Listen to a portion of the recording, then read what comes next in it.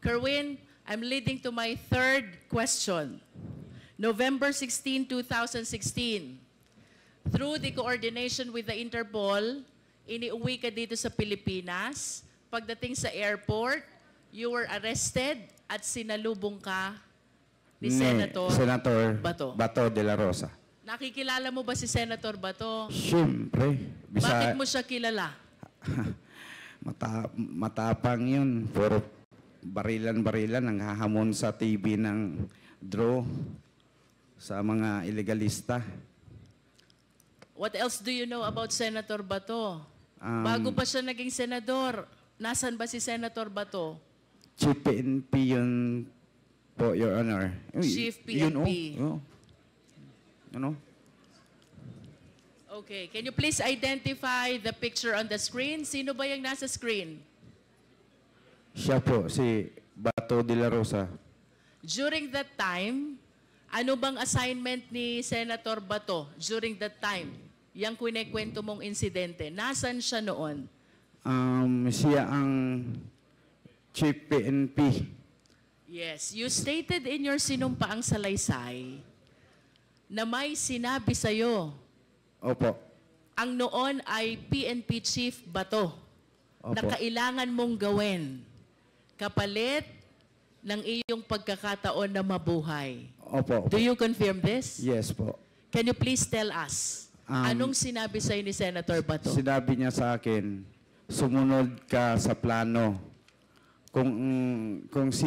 Sumunod ka kung sino ang babanggitin mo para maligtas ang buhay mo. Kung ayaw mong sumunod, ikaw na ang susunod sa tatay mo or isa sa membro ng pamilya nyo may mangyari na masama.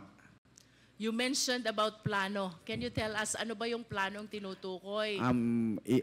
May mga pangalan na pinid sa akin, sinubo, at babanggitin ko sa aking testimonya o sa aking salaysay sa Senado.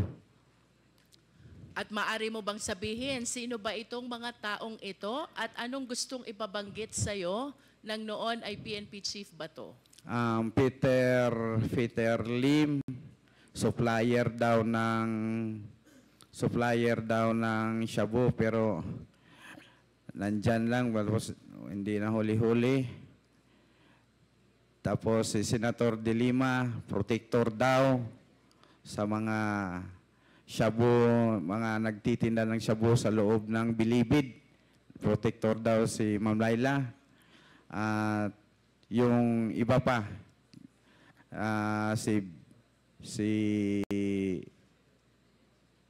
Lovely Impal, si Jiraham, si Peter Ko, ganon. In other words, Kerwin, ang gusto ni PNP Chief ay banggitin mo itong mga pangalan na ito na may kaugnayan sa illegal drug operation. Tama ba yun? Opo. At ito ba'y sinunod mo, Kerwin? Talagang sinunod ko po kasi... Bakit mo to sinunod? Of course, alam mong mali ito. Oo. Diba? Bakit mo sinunod ang utos ng noon ay PNP Chief Bato? Kung siguro kayo, kung kahit sino naman sa atin na mga tao dito, nandito sa loob ng Quadcom, talagang susunod dahil kapalit na yon ng buhay mo. At lalo na pag may mga anak ka pang maliit na sabihin na susunod ka na sa papa mo kung hindi ka sumunod sa aming plano.